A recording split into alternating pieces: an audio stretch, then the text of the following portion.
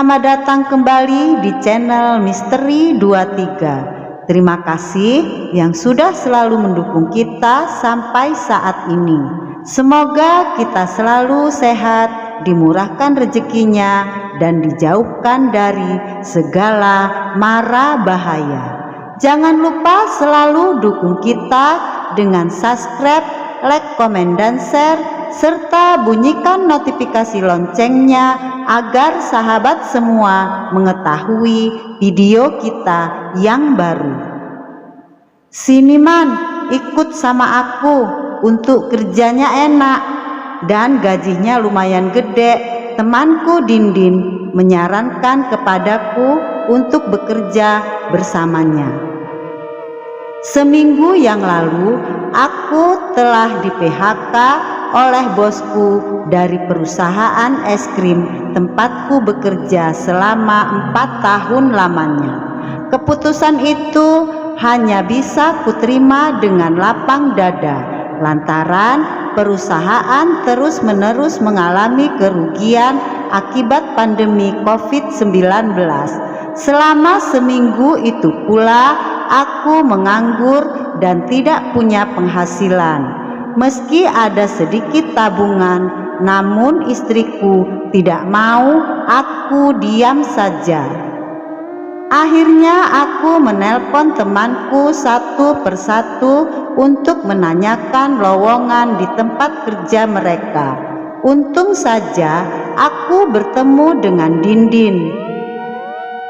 Dia adalah salah satu teman SMP meski jadi pelayan hotel, namun aku bersyukur masih ada tempat untukku bekerja. Terlebih saat dia mengatakan kalau gajinya lumayan.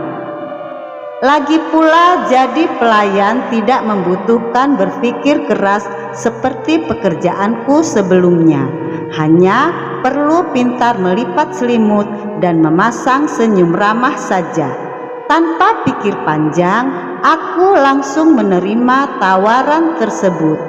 Pada keesokan harinya, aku langsung masuk kerja bersama dengan Dindin.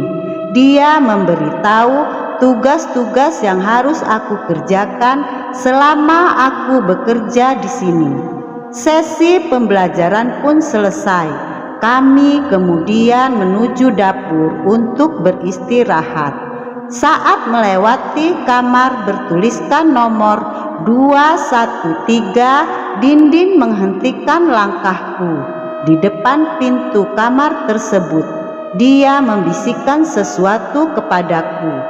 Jangan pernah sekalipun kamu masuk ke kamar ini, karena ini bukan kamar tamu. Tempat ini sengaja ditutup bagi siapapun karena ada sesuatu alasan, kata Dindin. Memangnya ada apa dengan kamar ini? Tanyaku penasaran. Enggak ada yang tahu Man, itu perintah langsung dari pemilik hotel, katanya. Siang itu aku bekerja di hari pertama dengan dipenuhi pertanyaan-pertanyaan di kepala. Sudah seminggu dan aku mulai nyaman bekerja di hotel ini. Ternyata enak juga jadi pegawai hotel. Meski gajinya tidak sebesar gajiku dahulu, setidaknya jumlah yang aku dapatkan lebih dari cukup untuk pekerjaan seperti pelayan. Akan tetapi ada kejadian janggal setelah itu.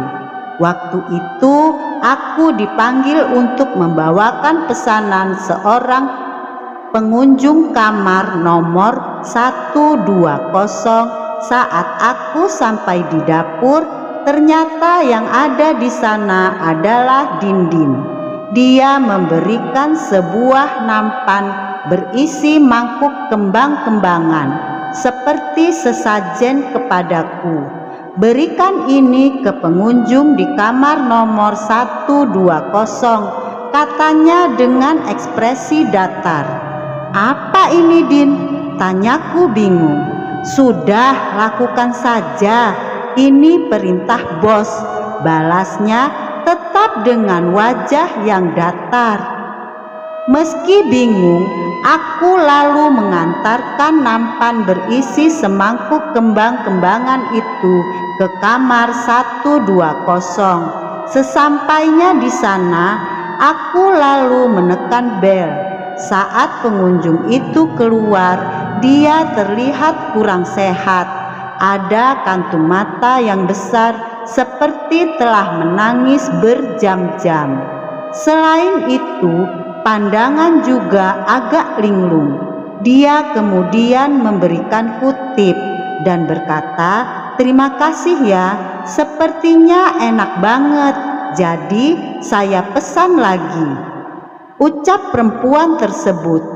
Jujur saja aku tidak mengerti dengan apa yang dia katakan, karena hotel ini tidak menyediakan menu makanan seperti sesajen. Sejak saat itu aku jadi gelisah.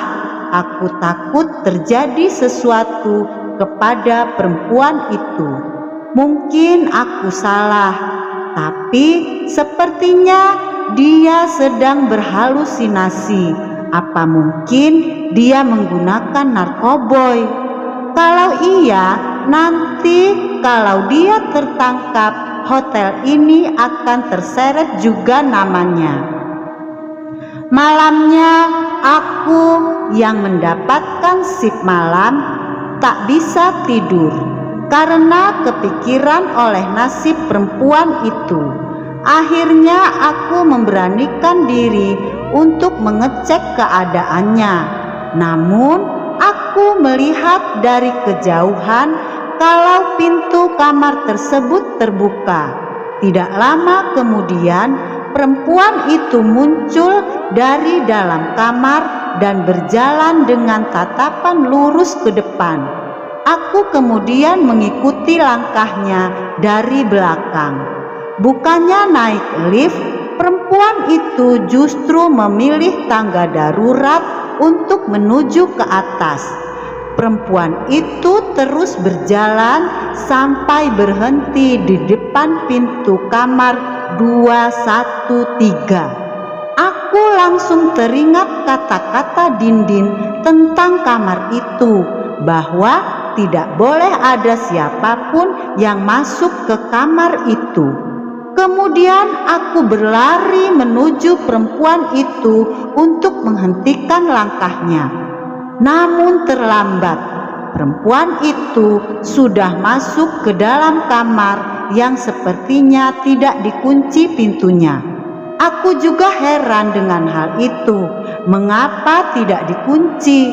Akhirnya aku terpaksa masuk ke kamar untuk menyelamatkan perempuan itu.